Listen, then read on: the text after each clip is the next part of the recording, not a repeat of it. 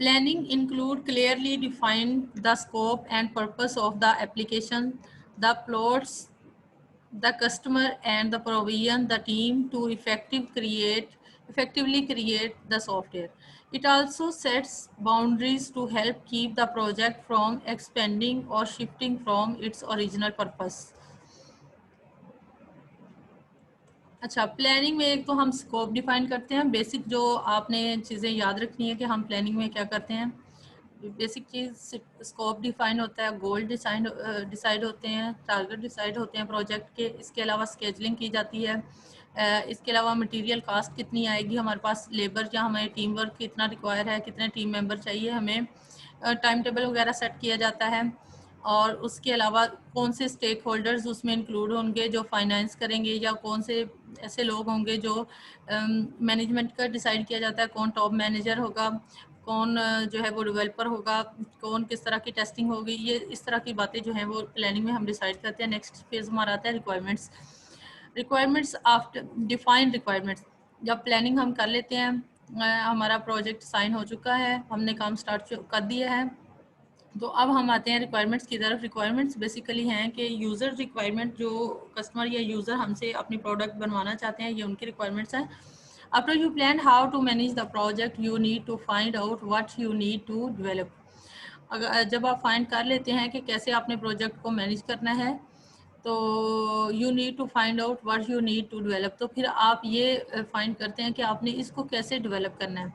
हमने प्लानिंग में ये डिसाइड कर लिया कि हमने जो है स्कोप वगैरह डिफाइन किया, लेकिन अब हमने ये फाइंड आउट करना है कि हमने इसको डेवलप करना है। क्या डेवलप करना है, सॉरी, व्हाट का मतलब है कि हमने क्या डेवलप करना है। अब इस बात की तरफ आते हैं। In this phase we can use all available option to define requirements. Requirements को डिफाइन करने के लिए हम बहुत सारे ऑप्शंस यूज़ कर सकते हैं। For example, brainstorming, interview, focus groups, questionnaire and survey, document analysis, mind mapping, wire frames and user stories.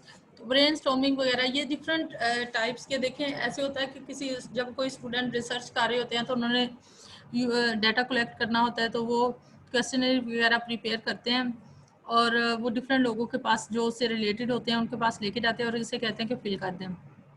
इसके अलावा आपके पास भी ये होता है कि आपने अगर कस्टमर जो होता है उसकी रिक्वायरमेंट्स को अच्छी तरह अंडरस्टैंड करना है, तो आप डिफरेंट टाइप्स के जो है वो प्रोसीजर यूज़ करते हैं, जिसमें ये है कि आप उससे के साथ बातचीत के थ्रू भी रिक्वायरमेंट्स को जो है वो लेते हैं। उसके अलावा आप जो है वो ग्रुप्स वगैरह क्रिएट करते हैं, उनके थ्रू भी आप रिक्वायरमेंट गेट कर सकते हैं। इसके अलावा आप क्वेश्चनियर प्रिपेयर कर सकते हैं या कोई डॉक्यूमेंट ऐसा प्रिपेयर कर सकते हैं जो जो है वो इस एनालिसिस में आपकी हेल्प कर सके। यूज़र स्टोरीज ये भी डॉक्यूमेंट्स को सॉरी रिक्वायरमेंट्स को डॉक्यूमेंट करने के लिए इस्तेमाल की जाती हैं। Defining requirements is considered part of planning to determine what the application is supposed to do and the requirement to do it. For example, a social media application would require the ability to connect with a friend. An inventory program might require a search feature. Requirement also include defining the resources needed to build the project. For example, a team might develop software to control a custom manufacturing machine. The machine is requirement in the process. Requirement जो है वो planning का part भी हो सकते हैं, उसमें भी हम थोड़ी सी रिक्वायरमेंट्स गेट करते हैं, फिर ही हम स्कोप डिफाइन करते हैं, कास्ट एंड मटेरियल भी डिफाइन करते हैं। और कोई भी हम एप्लीकेशन वगैरह बना रहे हैं तो उससे रिलेटेड जो लोग होते हैं जिन्होंने उससे यूज़ करना होता है, या उनकी को माइंड में रख के हम रिक्वायरमेंट्स जो हैं वो अपनी सेट करते हैं। नेक्स्ट फेज है हमारा डिज़ाइन एंड प्रोटोटाइपिंग। सॉफ्टवेयर का डिज़ाइन, द डिज़ाइन फेज जो है वो models of way the software application will work. Suppose हमने जो प्रीवियस फेज था उसमें रिक्वायरमेंट में ये देखा व्हाट टू डू, कि हमें क्या करना है, तो डिज़ाइन में हम देखते हैं हाउ टू डू, कि हमें ये कैसे करना है। हम उसको एक्चुअली स्केच करते हैं, उसकी डायग्राम प्रिपेयर करते हैं, उसका मॉडल प्रिपेयर करते हैं, the way the software application will work. हम उसकी फंक्शन डायग्राम्स भी, डिफरेंट टाइप के डायग्राम होते हैं, class diagram, activity diagram, functional diagram. Function diagram में हम ये देखते हैं कि किस तरह के वो फंक्शन और कैसे वो परफॉर्म करेगी। Some aspect of the design include architecture, the blueprint specifies programming language, industry practices, overall design and use of any templates or blue or user interface. Define the way, user interface define करता है जी कि customer interact with the software, how to interact with the software, how the software respond to input, और कैसे user interact होगा hardware के साथ और कैसे हार्डवेयर इंटरेक्ट करेगा यूज़र के साथ। Platform defines the platform on which the software will run such as Apple, Android, Windows version, Linux और इवन गेमिंग कंसोल्स। प्लेटफॉर्म्स में हम ये डिसाइड करेंगे कि हम कौन सा प्लेटफॉर्म यूज़ करना है। हमने इनाम रोल नंबर 78 आपको रिमूव कर दिया जाएगा नेक्स्ट मीटिंग में। अभी मैं टाइम वेस्ट नहीं करना चाहती कि आपको जाके रिमूव करूं, और लेकिन आप जो है वो जिस तरह की हरकतें कर रहे हैं आपको रिमूव किया जाएगा इस ग्रुप से। नेक्स्ट मीटिंग में आप अटेंड नहीं कर सकेंगे। और क्लास सारी क्लास जो है, जो भी लेक्चर ले रहे हैं वो ये सुन लें कि अपने नाम और रोल नंबर साथ मेंशन हो, उसके साथ जो मीटिंग में आएगा उसको अलाउ किया जाएगा। नेक्स्ट टाइम जो दूसरों के नेम और आईडी यूज़ करके आ रहे हैं उनको रिमूव कर दिया जाएगा। Programming not just the programming language but including method of hello ma'am. Problem. हाँ जी हेलो मैम। जी, मैम ये आप अभी मेंशन करें इनाम हक है या इनाम है जिससे आप बात कर रही हैं? ये इनाम मैंने आपको पहले भी कह चुका, जस्ट इनाम है, पहले भी कहा था कि आप INAM 78 नेक्स्ट लिखा हुआ है, जस्ट इनाम, इनामुल हक नहीं है ये। ठीक है, लेकिन मेरा नेम आपका नेम,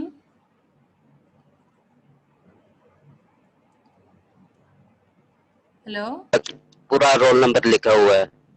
ठीक है, आप नहीं है ना, हेलो मैम। जो कोई इनाम बन के या इनाम का नाम रख के कर रहा है उसी को मैं कह रही हूँ बेटा, आपको नहीं कह रही। इनामुल हक आपको नहीं कहा जा रहा। ठीक है ma'am. Okay ma'am.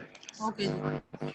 Programming not just the programming language but include the methods of solving problems and performing tasks in applications.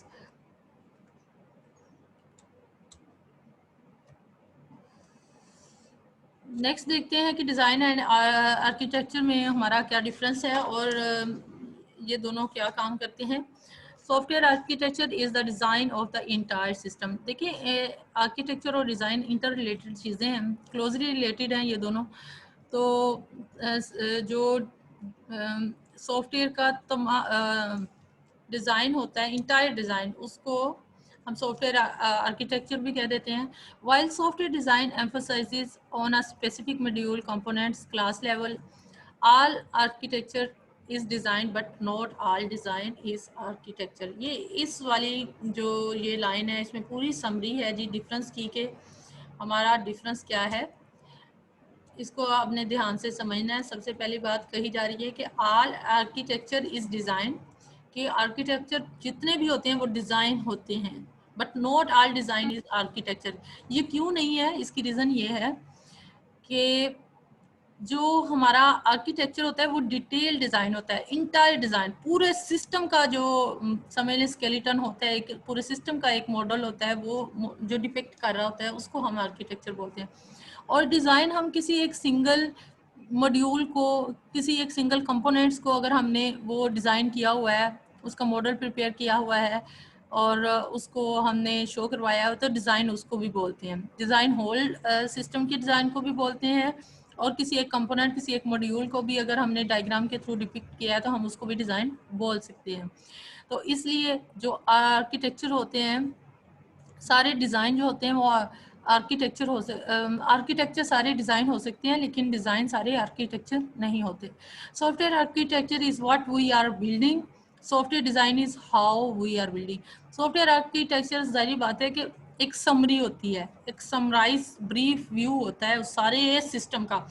अब ये भी पॉसिबल नहीं होता कि हम एक ही डिज़ाइन में पूरे सिस्टम को बहुत ज़्यादा डिटेल से डिफाइन कर सकें। तो फिर इसमें ज़्यादातर व्हाट पे फोकस किया जाता है कि क्या करना है, और जब सॉफ्टवेयर डिज़ाइन की बारी आती है तो उसमें हम डिटेल से जाते हैं और उसमें हाउ कैसे ये एक एक फंक्शन, एक एक मॉड्यूल को कैसे हमने इम्प्लीमेंट करना है, उसको डिज़ाइन किया जाता है। Architecture and designs are closely related, the main difference between them is really about which way we face. Architecture faces towards strategy, structures, and purpose towards the abstract. Design faces toward implementation and practices toward the concrete. यही बात बताई गई है कि जो architecture है वो main brief और स्ट्रक्चर पे फोकस करता है एज ए होल आपके सिस्टम को, और जो डिज़ाइन होता है वो जो है वो किसी भी मॉड्यूल का, किसी भी कंपोनेंट्स को हम जब उसकी डायग्राम वगैरह बनाते हैं उसको जो है वो डिज़ाइन कहते हैं। The top 5 software architecture pattern कौन से हैं? लेयर्ड एंड जो है वो आर्किटेक्चर है, इवेंट ड्रिवन आर्किटेक्चर है, माइक्रो कर्नल आर्किटेक्चर है, माइक्रो सर्विसेज आर्किटेक्चर है, स्पेस बेस्ड आर्किटेक्चर है। इनको डिटेल में नेक्स्ट हम डिस्कस करेंगे। नेक्स्ट हम देखते हैं कि सॉफ्टवेयर डिज़ाइन की कौन सी टाइप्स हैं। Different types of software design. Architectural design, this is the first level of designing. ये देखिए, इससे भी आपको समझने में आसानी होगी कि जो एज ए होल सिस्टम की डिज़ाइनिंग होती है उसको हम आर्किटेक्चर डिज़ाइन भी बोल देते हैं, और जो फिर डिटेल में जाके कंपोनेंट लेवल पे, मॉड्यूल लेवल पे होती है उसको हम डिज़ाइन बोलते हैं। और architectural design the greatest summarize edition of the system, ये summarize brief summary of edition हो जाती है, समझ लें। कंप्रीहेंशन या इंग्लिश में प्रेसी राइटिंग जिसको कहा जाता था, जैसे कि एक बहुत लंबा सा पैराग्राफ होता था, उसको इन शॉर्ट करके लिखना है आपने कि उसकी सेंस भी वही रहे, उसका मीनिंग भी वही रहे, लेकिन वो शॉर्ट बट ब्रीफ हो। ये समझ लें ऐसे ही है कि डिज़ाइन बहुत डिटेल में होता है और जो शॉर्ट और ब्रीफ होता है वो उसका आर्किटेक्चर होता है, कि उसमें हम कोई चीज़ ओमिट भी नहीं करते लेकिन शो कर देते हैं, लेकिन मीनिंग भी वही रहते हैं, ऑब्जेक्टिव भी वही रहते हैं। High level design, this is the second level of designing. Detail design, this is the third level of designing. Software development, next हमारा जो फोर्थ नंबर पे फेज़ आ रहा है वो है सॉफ्टवेयर। पीछे जो हमने फेज़ डिस्कस किया वो डिज़ाइन आर्किटेक्चर का है, अब है सॉफ्टवेयर डेवलपमेंट का। This is the actual writing of the program. इस वाले फेज़ में आके जो एक्चुअल प्रोग्रामिंग या कोडिंग जिसको हम बोलते हैं वो स्टार्ट हो जाती है। अ स्मॉल प्रोजेक्ट में might be written by a single developer, while a large project might be broken up and worked by several teams. Use and access control or source code management application in this phase. These systems help developer track changes to the code. They also help ensure compatibility between different team projects and to make sure target goals and being met. Developer वगैरह जो हैं वो हो सकता है कि requirements जो हैं उनकी ट्रेनिंग सेशन वगैरह कोई किया जाए और उनको रिक्वायरमेंट अंडरस्टैंड करवाई जाए। The coding process including many other task, many developer need to brush up on skills और work as team, finding and fixing errors and is it's critical. Task often hold up the development process such as waiting for test result और etcetera. Compiling code, different type की activities इसमें, compiling code, writing code, और इसके अलावा training of जो developer होते हैं उनकी। SDLC can anticipate these delays so that the developer can be task with other duties. सारी जो डेवलपमेंट से रिलेटेड, कोडिंग से रिलेटेड टास्क हैं वो इस वाले फेज़ में परफॉर्म किए जाते हैं। डेवलपमेंट को अगर हम थोड़ा सा और डिटेल से देखें तो software developer appreciate instructions and explanation. Documentation can be formal process including writing user guide for the application. इस वाले प्रोसेस में डेवलपर के पॉइंट ऑफ व्यू से जो यूज़र गाइड होते हैं, यूज़र मैनुअल होते हैं, जैसे कोई भी आप की प्रोडक्ट होती है इसके साथ बुकलेट होती है, वो वाले भी फॉर्मली प्रिपेयर करना स्टार्ट किए जाते हैं। इट कैन आल्सो भी इनफॉर्मल, ये इनफॉर्मल भी हो सकते हैं वो ना भी प्रिपेयर करें। Like comment in source code that explain why a developer used a certain procedure. Even companies that strive to create software that's easy and initiative benefit from the documentation. ये होता है कि डॉक्यूमेंटेशन अगर कर ली जाए तो बहुत ज़्यादा इसके बेनिफिट्स हैं। सबसे बड़ा बेनिफिट ये है कि अगर कोई आपका डेवलपर या कोडिंग जो कर रहा था, प्रोग्रामर, अगर वो आपको छोड़ के जा रहा है आपकी टीम को, तो आपने जो है वो उसको कैसे जो है वो करना है, नेक्स्ट बंदे को काम असाइन करना है, तो अगर तो उसने प्रॉपर डॉक्यूमेंटेशन किया, उसने राइट किया हुआ है कि मैंने क्या काम किया, कैसे किया, तो आप उसको नेक्स्ट को हैंड ओवर करने में आसानी होगी। लेकिन अगर वो सिर्फ उसने उसी को पता था उसने क्या किया और वो कैसे कर रहा था, तो ये आपके लिए मुश्किल हो जाएगी, ऑर्गेनाइजेशन के लिए भी मुश्किल हो जाएगी। Documentation can be quick guided tour और application basis feature that display on the first launch. It can be video tutorials for complex tasks, written documentation like user guide, troubleshooting guides, and frequently asked questions. View help user to problem or technical questions. हाँ जी, next हमारा आता है phase operation, हमारा आता है phase testing का। Testing it's critical to test the application before making it available to user. Much of the testing can be automated like security testing. Other testing can only be done in specific environment. Consider creating a simulation production environment, for example deployments. Testing should be ensured that each function works correctly. Testing का basically जो purpose है main वो ये है कि ये ensure करती है कि जो भी वर्क है वो फंक्शनैलिटी है वो प्रॉपरली जो है वो परफॉर्म हो रही है। Different parts of application should also be tested to work seamlessly together. Test for performance to reduce any hangs or processing. The testing phase helps reduce the number of bugs and glitches that user encounter. Testing का purpose ही ये होता है कि जो आपके bugs हैं, जो आपके सॉफ्टवेयर में प्रॉब्लम्स हैं, तो आप उसको या तो सिमुलेशन करके टेस्ट कर लें, सिमुलेट कर लें। सिमुलेशंस होती हैं कि आपके पास इन्वायरमेंट वैसा क्रिएट किया होता है, जैसे एक्चुअल प्रोडक्ट जहाँ पे यूज़ किए जानी होती है वो होती तो सॉफ्ट फॉर्म में या कंप्यूटर पे ही होती है। जैसे कि अब हवाई जहाज़ के लिए मतलब कोई सॉफ्टवेयर बनाया गया है एरोप्लेन के लिए, तो ये तो पॉसिबल नहीं है कि हम पहली दफ़ा ही उस पर इंस्टॉल करके तो उसको उड़ाना शुरू कर दें। तो उसके लिए सिमुलेशंस की जाती हैं, उससे मिलता जुलता इन्वायरमेंट जो है वो क्रिएट किया जाता है और उस पर वो ट्राई करके देखी जाती हैं। तो टेस्टिंग में हम ये चीज़ें चेक करते हैं। और टेस्टिंग ये बाज़ दफ़ा तो ये भी पॉसिबल नहीं होता कि जब तक यूज़र के पास वो नहीं जाएगी तो टेस्ट नहीं हो सकती। तो उसके लिए फिर या तो टीम मेंबर उसको टेस्ट करते हैं या फिर कोई टीम डिफाइन की जाती है जो उसको टेस्ट करती है, या एक्चुअल वर्किंग के में आने के बाद उसकी टेस्टिंग जो है वो साथ साथ की जाती है। Deployment in the deployment phase the application is made available to user. Deployment में एप्लीकेशन यूज़र के पास पहुंच जाती है। Many companies prefer to automate the deployment phases. This can be as simple as the payment portal and download link on the company website. Automated मतलब automatic करने का के मतलब आप उसको ऑनलाइन दे दें कि वहाँ से डाउनलोड और इंस्टॉल कर लिया जाए इसको। It could also be downloading an application on smartphone. ये तो नहीं होता कि कोई सॉफ्टवेयर बना के घर घर उसको पहुँचाने जा रहा है, यूएसबी में भेज रहा है या हार्ड ड्राइव में सेव किए, बल्कि ज़्यादातर ऑनलाइन ही आपको भेज दिए जाते हैं। Deployment can also be complex. Upgrading a company-wide database to the newly developed application is one example because there are several other systems used by database. Integration, the upgrade can take more time and effort. इसमें काफ़ी सारा time और effort भी लगती है और ये मुश्किल भी होती है डिप्लॉयमेंट वो इस लिहाज से कि अगर बैंक वालों ने अपना कोई आपसे सॉफ्टवेयर बनवाया है और आपने वो बना के दे दिया और अब आप उसको डिप्लॉय करने जा रहे हैं, तो जो इनका पुराना सॉफ्टवेयर था सिस्टम था उसको एक दफ़ा से हटा के आपने अपना इम्प्लीमेंट करना है, तो डेटाबेस वगैरह को मैनेज करना, हर चीज़ को सेट करना बाज़ दफ़ा कम्प्लेक्स भी हो सकता है। नेक्स्ट है हमारा last phase, the operation and maintenance. At this point the development cycle is almost finished, the application is done and being used in the field. The operation and maintenance phase is still important. In this phase user discover bugs that would not found during testing. These errors needed to be resolved, which can spawn new development cycles. In addition to bug fixes, models like iterative development plan additional feature in future release. For each new release, a new development cycle can be launched.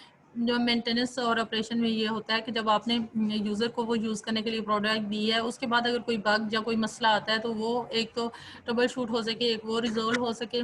दूसरा ये कि अगर आपने कोई नया version या कोई नई एनहांसमेंट करनी है तो वो भी आप उसमें इटरेटिवली करें, मतलब बगैर सारे सिस्टम को डिस्टर्ब किए करें, उसको ऐड कर सकें, अपडेट कर सकें और प्रोडक्ट जो है वो अपनी मेंटेनेंस को बरकरार रखे, यानी वो वर्किंग में रहे। ये नहीं है कि आपने जब भी उसमें नया वर्जन या कुछ भी आपने ऐड करवाना है या अपडेट करना है तो वो सारा उनको सिस्टम रोकना पड़े, तो ऐसे तो पॉसिबल नहीं होती, क्योंकि बैंकों वाले सिस्टम ऐसे होते हैं बाज़ दफ़ा कि जिसमें करोड़ों अरबों की जो होती है वो with in 1 minute 1 and 2 minute उन्होंने ट्रांजेक्शन्स करनी होती हैं, तो उनके लिए कैसे पॉसिबल है कि वो डाउन कर लें अपना लिंक और वो सारी अपडेशन करवाते फिरे। तो मेंटेनेंस में इन चीज़ों का ख्याल रखना पड़ता है। तो ये हैं हमारे 7 फेजेस जो हमने डिस्कस किए हैं आज डिटेल के साथ। तो अगर आपका कोई क्वेश्चन है तो आप पूछ सकते हैं।